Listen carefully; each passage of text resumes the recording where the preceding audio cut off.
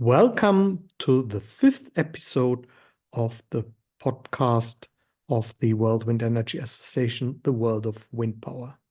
My name is Stefan Gsänger, and today I will talk with my guest about Canada, which is a very interesting country. And it's my great pleasure that I can talk today with one of our board members, with our vice president from Canada, Dr. Andrea Kraj. Welcome, Andrea.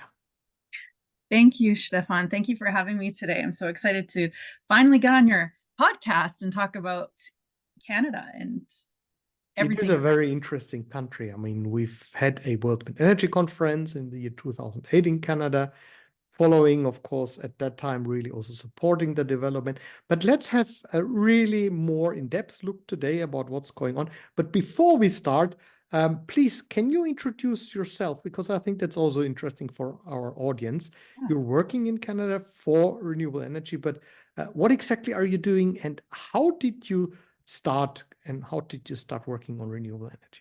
Yeah, this is a really fun full circle story. So right now I'm the CEO and president of Core Renewable Energy, which is a company that I founded because of some of the incredible experiences I had through WIA as graduate students years ago. And so how did I actually get into all of this? Well, back in 2004, I was working on my master's in icing mitigation of wind turbine blades. And this really combined my background in aerospace. I'm an engineer. So solving problems, inventing new things is just very natural to me. And I was in this world of trying to solve this problem with ice throw off of wind turbines, which is actually a big issue in cold climates. So it has to do with setback distances and creating safe areas. And from this, I got to present my work around the world, which just exposed me to the incredible opportunities. This is now going 20 years ago to the future of renewable energy. And from that, it really inspired me to continue my journey in renewables. It really was a point where I said, you know what, I think this is a global issue. We're moving forward in this area. There's so much need. And so I wanted to continue pursuing that. So I continued to do my graduate studies and working into my PhD. And this is where I fell into the World Wind Energy's program, where we had a group of students from around the world, if you remember, Stefan, where we first met. And we were in Denmark, and then I was in Brazil, really getting to know the grassroots movement of the wind energy industry from our leaders, Preben and Jana out in the Focus Center in Denmark, and then moving into Brazil and really understanding the crisis there with this remote electrification. And the current status there was really just using diesel and wind. And that really, I wanted to solve that because it wasn't good enough. It led to a lot of brownouts. It's very expensive in remote communities to bring in diesel power. And so I focused in on that. And that's where I really led to getting into microgrids and remote electrification. And so that's from that stemmed into helping rural farmers develop wind farm back home in Canada and growing my company into a clean tech innovation company, as well as an engineering consulting firm and a full EPC providing procurement and construction for renewable energy. That's my story. So, that means that you started, that's related to our founding president, Dr. Preben. You mentioned his name.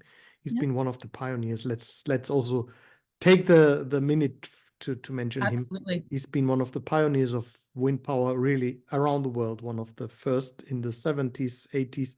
They started in Denmark to really promote wind energy as part of a renewable energy future. Now, when we look back at your home country, Canada, many people probably are aware that Canada is a major producer also even of oil, so fossil resources. What's the current state of the energy landscape in Canada? Yeah, so Canada, comparatively to other countries, and I've just returned from Europe on a business trip, and you just feel the scale of our country and how large it is, both physically and how diverse it is in its resources, in its management, in its jurisdiction. So in Canada, energy is legislated provincially. So every province has a different way of doing what they need to do. And some provinces have hydro resources, and others have coal and oil, and others have uranium. And so it is quite diverse. And what we're seeing is a move towards renewables. However, still a stronghold in gas and fossil fuels in Alberta. We recently had a moratorium that was released in February, March this year in Alberta. That was a 6-month moratorium on any renewable development, which was horrible for the industry, just the stagnation and the amount of money that was lost and time lost in development there. That resulted into a change in legislation on where and what can be developed. We can get into more of those details later. But we're also seeing hopeful things, such as in British Columbia. They've just released a new call for renewable energy procurement. It's the first one in 15 years. It's really pushing forward to develop new wind and solar projects. And what's great there is they're finally tying that to Indigenous participation, which is just so incredible to see that in the call for renewables at scale. So I think it's hopeful. I think we still have challenges across the country. Ontario and Quebec still are leaders in renewables. That's because they've been in the game the longest, and they've had the progressive policies to enable the energy transition and opportunities. That Ontario is deregulated and Quebec is a public utility. But with Quebec, even though they're very similar to Manitoba, it's just two different complete cases where the Manitoba Hydro Utility put a halt on any wind development or renewables development and slowly move things forward by piloted projects with solar, but nothing at scale, nothing to really enable large wind, whereas you see Quebec has continued to do it and move forward, and progressive policies working with communities. And they're really a leader as a public utility in the energy transition by incorporating renewables, wind, solar, etc. So the Atlantic provinces as well, they're sort of a group of many little provinces together that are moving renewables forward. They've got a new call out, I believe, for microgrids. So it's quite diverse from one coast to the other. I cannot forget the Arctic. We do have a third coast. The Arctic is full of challenges with the issues surrounding climate change. They are really the first to feel what is happening there on a daily basis. I've been up there personally, and I've seen the changes as well with slumping of the land and the permafrost melt. It poses huge challenges to developing infrastructure in the north, where we have many diverse remote communities that need to be electrified. A lot of them still relying on diesel. So challenges, we've got positive optimism moving things forward. And I'm really hopeful with how things are going to change for Canada in the future. Can you quantify what's now the share of renewables overall in Canada in electricity and overall? Yeah. I mean, the country is blessed with all the resources, obviously. Yeah. You have plenty of fossil resources. You mentioned already coal and oil. You have even uranium, but you're with such a landmass, there's more than plenty of wind, sun, and everything. But Absolutely. what is now at the moment the ratio? Well, from what I know in terms of renewables and what the CanREA now, it used to be CanREA, it's no longer wind, it's now renewables, so it's wind, solar, and storage. CanREA posts the statistics for our industry, and they have recently published that Canada has a total installed capacity of more than 21.9 gigawatts, which includes 20.4 gigawatts of utility scale wind and solar energy combined, and 1.2 gigawatts of on-site solar, and 356 megawatts of 539 megawatt hours of storage nationwide. That gives you a little bit of some numbers to think about there. So yeah, I don't have the exact split on the solar and wind. I could dig in a little bit deeper, but if you need any references, you can go to the Canadian Renewable Energy Association's site. What's the maximum capacity? I mean, the peak load that Canada has? The peak load. Good question. Let me pull that up. I don't even know if I have that peak load on my stats here. I mean, what's the total capacity that's installed in Canada? Let's see. Canada's total capacity, which is wind, solar storage, and storage duration on the renewables side, the total is 21,952 megawatts. I have it broken down by provinces and territories, but I don't have it in percentages right now. So that's just out of the renewables. Well, we had this World Wind Energy Conference in 2008 in Kingston, in Ontario. Ontario is, as I understand, many people, I mean, many Canadians are living there, although it's a huge country, and Ontario is big, but Toronto and around there, that's quite. At that time, we were very happy because Canada or Ontario introduced this Green Energy Act, which was mainly focusing on supporting local ownership, community energy. But I personally noticed then, and it was a little bit kind of frustrating experience, that in the following years, that did not really materialize what our expectation was 15 years ago. So is there recently now more momentum for renewables? You just mentioned Alberta, where obviously there is at the moment not so much progress, but it's just one out of other provinces. How is the development at the moment, the growth rates? From wind power, I've seen the statistics that you shared with us. It's 1.7 gigawatt around installed new last year, which is substantial for a country of the size of Canada. I mean, in terms of population. Yeah, so I think it's there's a move towards recognizing we need more integrated resources. I can speak, from my home province of Manitoba. We've recently had an IRP, an integrated resource plan, published last year. That's the first time.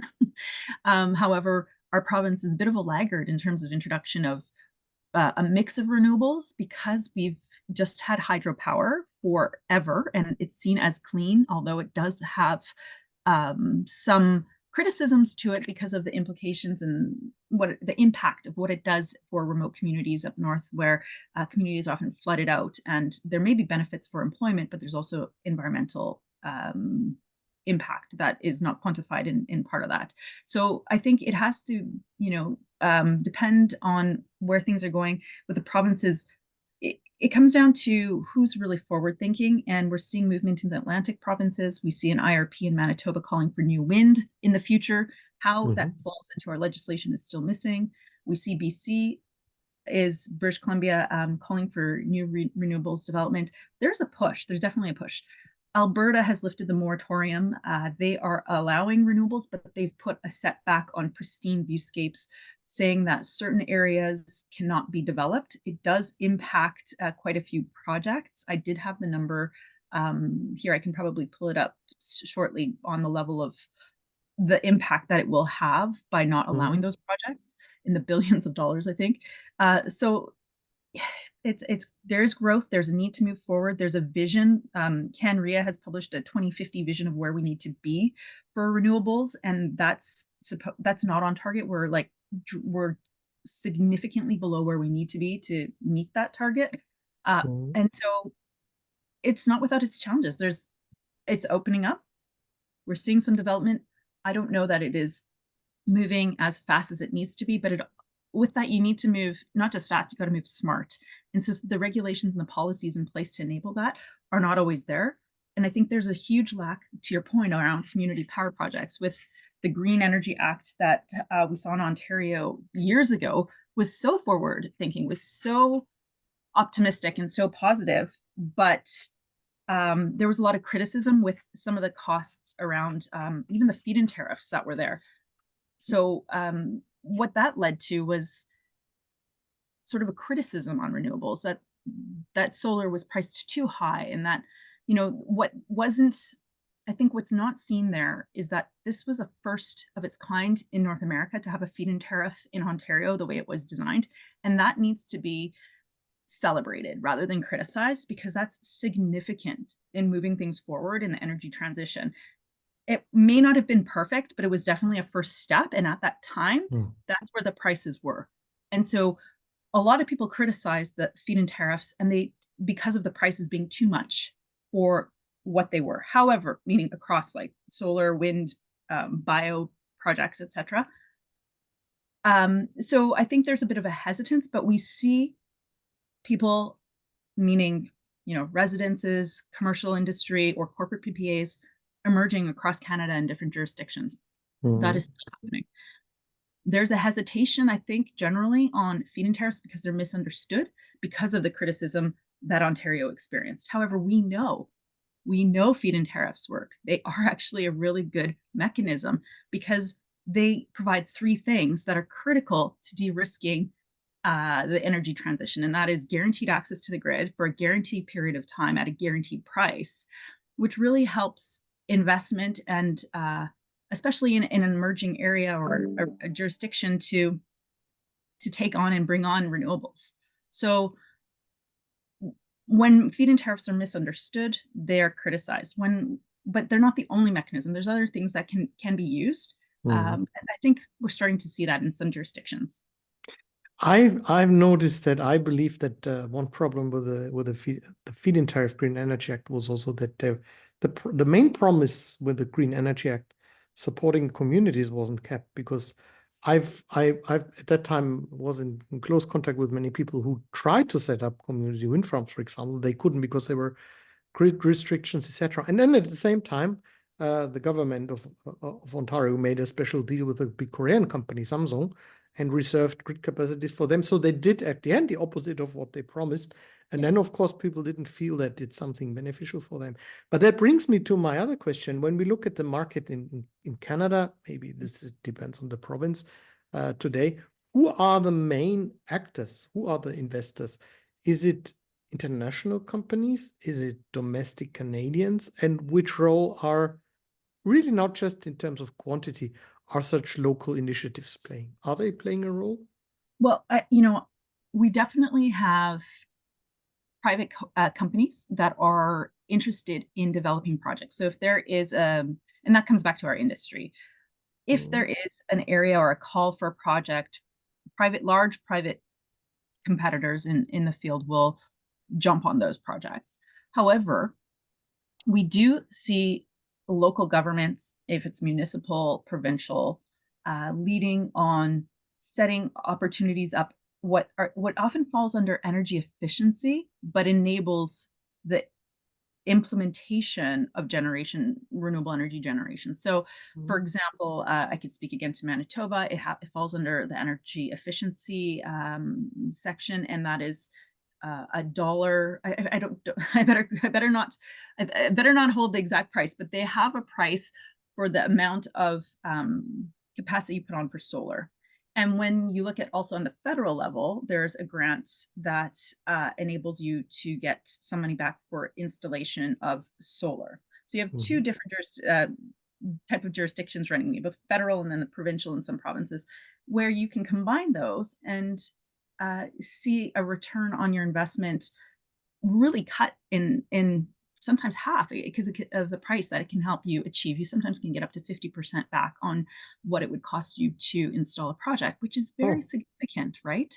We don't see that in a lot of places. And so it's, I remember when Manitoba, this is probably in around 2017, 18, put in $1 per watt as a rebate for installation. And that was the best in North America. And it did, just like your eyebrows rose right now. It did that. Rose everyone's eyebrows.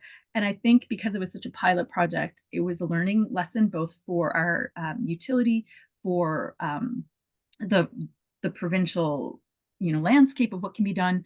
That really created a boom and bust cycle. It was sort of the Wild West, where we had not only local providers come in, but people from outside our jurisdiction suddenly want to come in and take advantage of what that market could provide. And then when it's sunset, which is another not good thing in a policy, sunsets is a barrier. And because of that sunset on that program, it left a gap. And that gap created not only in the market a lack of qualified professionals who can stay and maintain projects that needed support, but also a stall in the development. So now we have sort of a subtle, it's not so promoted type of rebate as do other provinces, plus a federal type of program, depending on how you qualify for it, that can really help move solar forward, but it's not well advertised. So it really, people need to be at the forefront of, I want to do this transition. They have to do the research on their own, or they have to be connected on what that could look like. Look to companies that, reach out to companies that can help. But also, we have in Canada a lot of support mechanisms. They're just not well integrated for people to find. And so I think that's what really holds back the movement forward. But yeah, and I'm just speaking on one example in one jurisdiction. And I do want to come back to what you said about the community part and tie that into the FIT, because years ago we did see also a ComFit program take place in the Atlantic provinces, if you recall. And that was really interesting because it set this precedent over You know, Maybe just briefly for our audience, COMFIT is a community energy feed-in tariff program. yeah, that's right. And so it's shortened to COMFIT, and it focused on enabling, you had to be a community of some sort, perhaps a university, school, community organization. And then if you qualified under those definitions, you would then qualify to have access through the feed-in program, meaning access to the grid, period of time, and guaranteed price, and so on. So in, you know, using these mechanisms in the right jurisdictions can really help enable and move that energy transition forward. But I think there's still an overall gap in, not only, like, I'm often asked about, well, what are the mechanisms? What can be done? And the experience that we need to actually have, like hands-on experience to see this move forward. I think there sometimes there are lacking supports in this area to help governments or those in positions of authority to make those policies actually develop them. And so I think, you know, we all have to work together on bringing that knowledge forward if we want to see actual transition move forward in Canada. Then which provinces are at the moment, just in terms of wind power now, the most Yeah. dynamic ones? Where is the Well, you know, and this is a good question. I'm glad you asked it. We still see, like I said, Ontario and Quebec are leaders. They're not moving as fast because a lot of the great wind sites in the southern area have been already taken in the jurisdictions that have allowed them to be. We see, like I mentioned, BC is starting to bring on projects. They're not developed yet. They're coming forward. There's just a call out. But we also see in the coastal areas a lot of offshore interest. Now, with that in mind, I just want to say that it's quite interesting that industry is starting to look north to provide large wind because all the southern belt where a lot of people live and the needs are already taken in the jurisdictions that already had programs. So what does that mean? That means in the jurisdictions that didn't, perhaps parts of Alberta, Saskatchewan, Manitoba, there's huge opportunity for wind in the south, but there isn't just the policies to enable that yet. Saskatchewan is a little bit more forward, progressive. They are developing some wind farms. Alberta has again lifted the moratorium, so they're back on. Manitoba, we're waiting for. So that's in the southern belt. Looking north, where industry is seeing things going, they're looking north because they need space to do wind farms. What does that mean? Well, when we think about, well, who lives in the north in Canada, we have remote Indigenous communities for the most part. And the question is, will they be able to participate in this? Will it be socially just to do this? And oftentimes I think that how is that going to happen if it's going to be through long T&D, transmission and distribution lines to the south again? Are we any different than if we do large hydro projects in the north? What are the impacts of these projects on local communities if they're not participating in it? And the question comes down to, in the energy transition, we want to cut through those line losses of what we see, like with long transmission distribution lines. When we can go hyper local, meaning rooftops or backyards or close to the point of use, we're cutting down on not only the complexity of the systems, we're bringing energy closer to the point of use, and we're not taking up land in areas that we do not necessarily need to, right? So there's things that need to be considered that often aren't, because the industry is driven to survive. And if you're not surviving in a game where you have no more large wind farms to actually build, what does that mean for your existence as a company? So you're either going to have to transition or you're going to have to fight for your life. And that's why we're seeing this interest to move north. The other impact of that is climate change. What's happening in the north? As I mentioned, in the Arctic, what we're seeing is permafrost thaw, creating slumping of land, creating issues for infrastructure development. So if you are pushed to go north, the other thing that needs to be considered is, well, how are we going to build in these conditions? It's going to cost more anyways. So what is that cost benefit of going north to build large wind? And this comes back to, well, what is Canada going to do to fully reach net zero by 2050?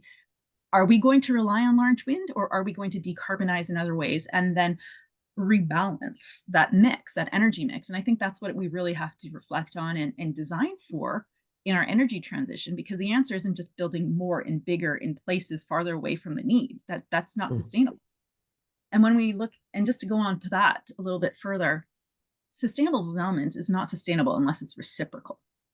And what does that mean? It means that that has to fit within the circular economy. And if we don't have, if we're putting in energy systems, and I'm just going to say that have waste systems that cannot be put back into the circular economy, are they really beneficial in the long run?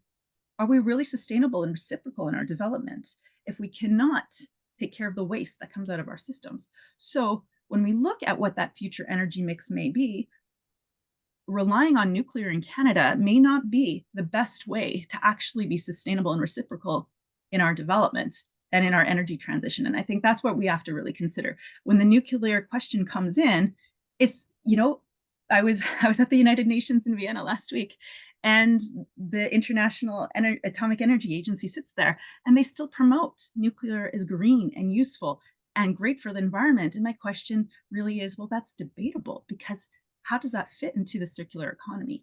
How does that fit if waste from nuclear is going to be there? I mean, that question is almost answered, because no one can build a nuclear power station at the moment, aside from the French are almost bankrupt. EDF, the KEPCO from Korea is almost bankrupt because they did projects in the countries. Westinghouse, which some Canadian participation is not, doesn't have experience. Then you have the Russians and you have the Chinese. I think we're totally online on that part.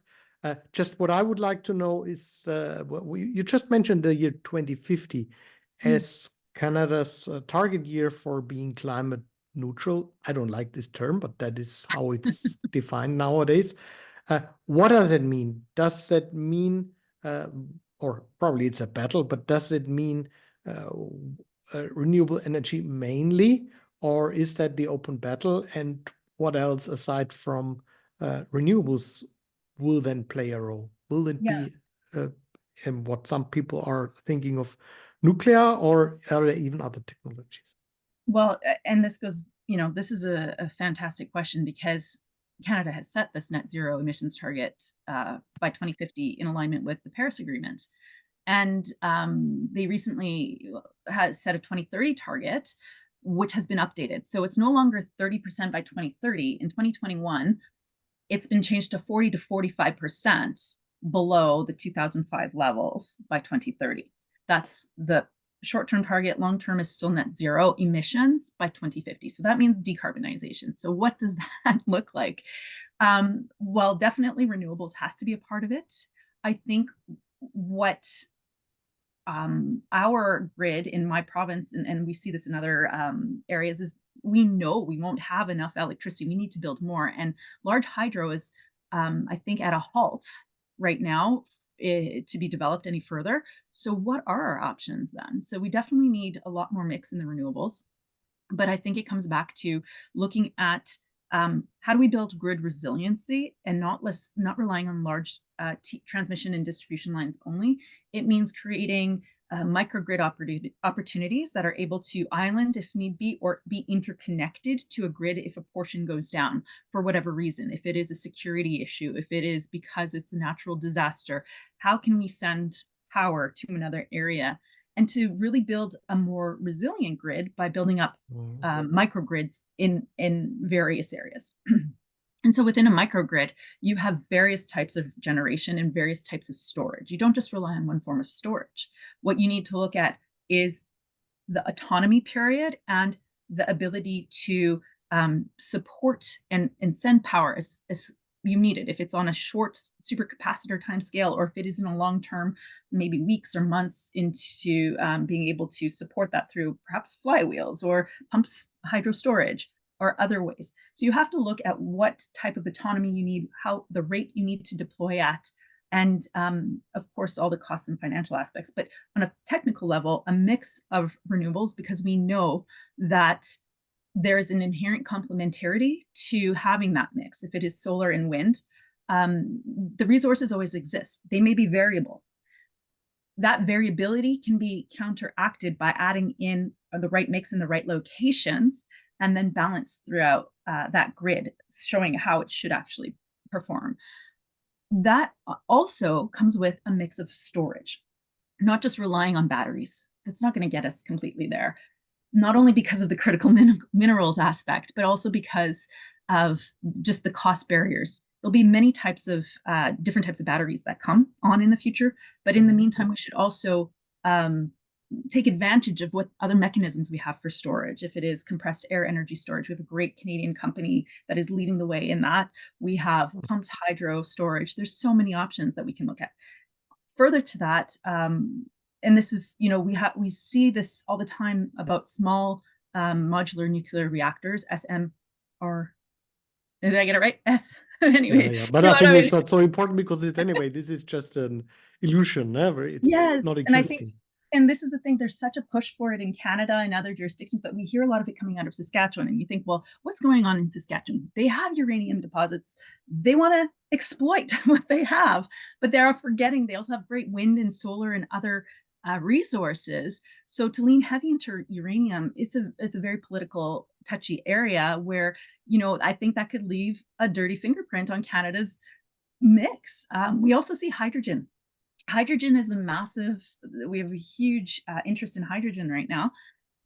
This is an interesting area. I think we have to remember that the way we use hydrogen and why we make hydrogen, if it's through electrolysis, we are providing electricity to split a water molecule. There's energy that goes into that, and we're capturing just the hydrogen. What are we doing with the oxygen? Where's that going? Just venting it into the environment should not be part of the solution. But where in our ecosystem do we have natural excess of hydrogen? So we're not necessarily creating it. Is it a byproduct of an existing operation that we can capture? Then it makes sense. That's very important to be put into the energy mix. How we store it, it may be better to store pure electrons in battery systems rather than splitting water and storing it in hydrogen, unless it matters on what you're doing on the next step. If that is how you're going to be using it, if it is, and there's so many different ways, so I don't want to say specifically, but what that end product or the next step is to use that hydrogen, that has to be considered. We see a huge amount of interest in carbon capture and storage.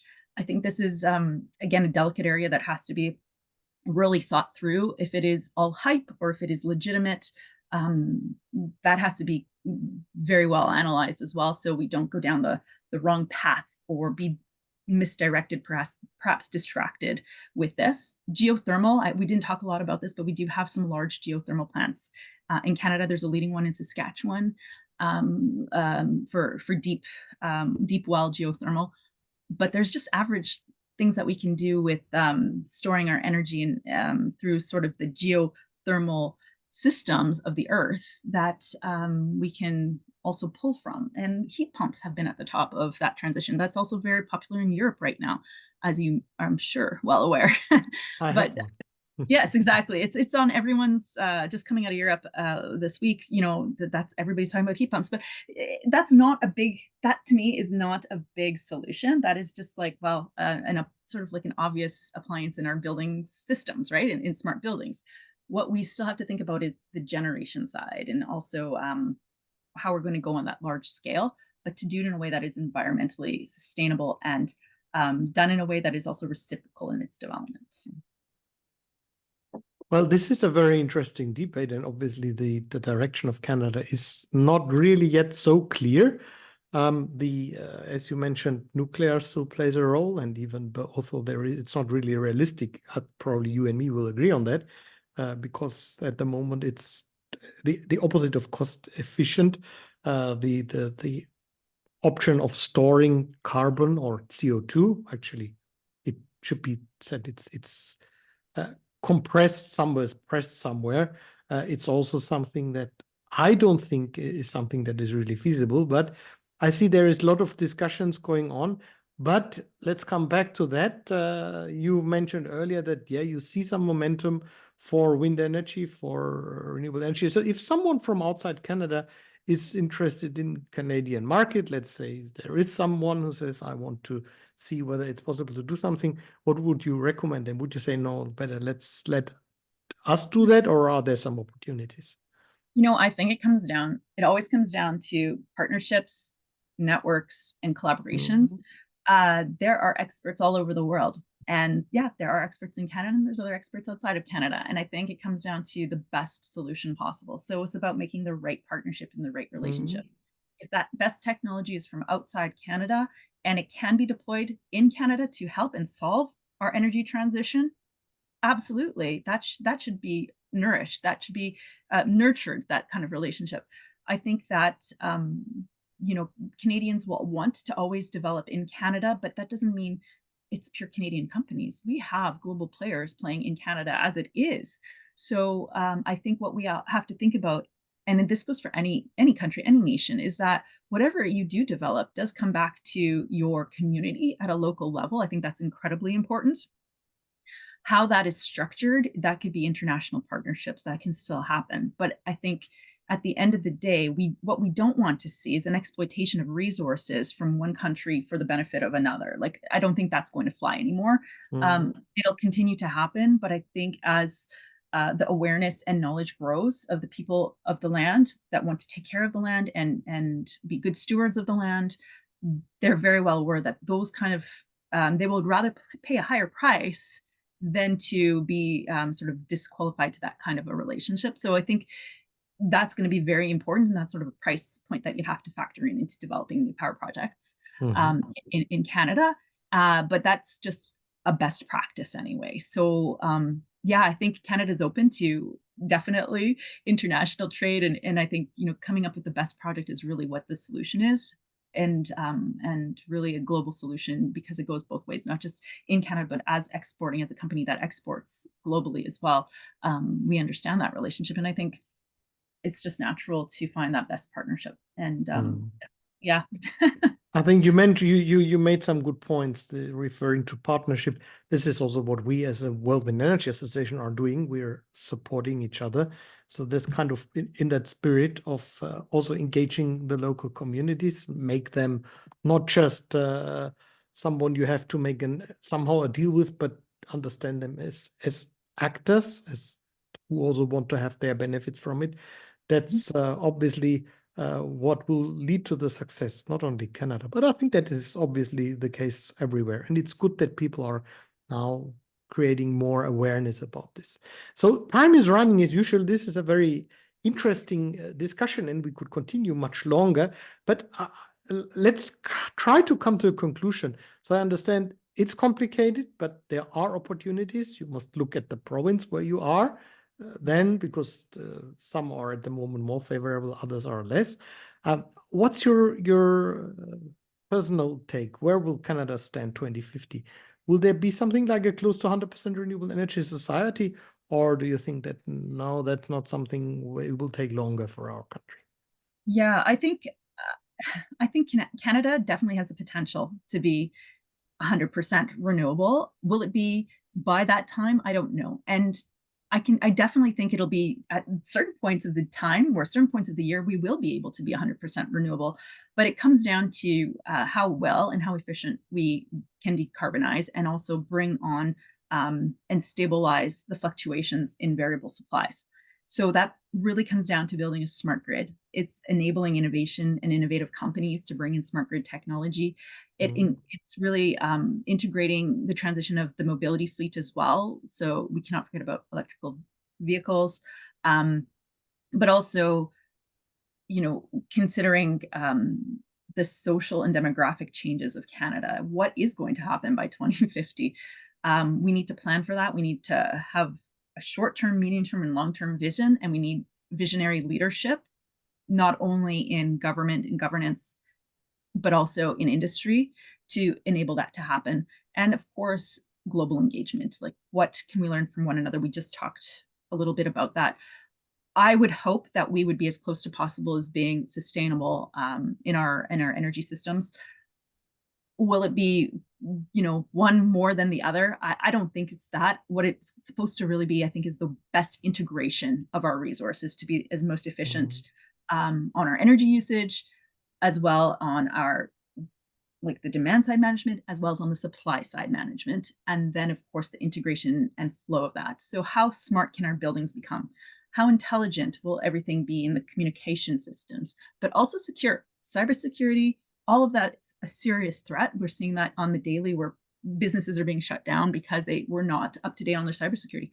that's a huge, huge part of all of this energy transition. So I think Canada has a lot on its table where, like I said, we are a vast country. We don't have a huge demographic, but we're spread out very far. And we have a lot of things to consider in how we are going to really sync our energy systems together and build not only our provincial interconnections better, but also how does that tie into the grid as a complete continent as well. So that's true, but that's another podcast we will do later. Your southern neighbor is an important player, of course, globally, and will have implications also on what's happening in Canada. But thank you very much, Andrea. That was a very insightful discussion I think we've had today. I hope that our audience will enjoy that as well. Thank you so much. I wish you all the best in Canada, that you will soon be close to 100% renewables, of course, with a strong also component of community engagement participation. And I know that you're working on that. Good luck with that. Thanks for having me, Stefan. It was wonderful to have this deep dive with you today. I hope we can have more. Super. Let's continue that at the moment now. Thank you and have a good day. Goodbye. Thank you for everybody for listening.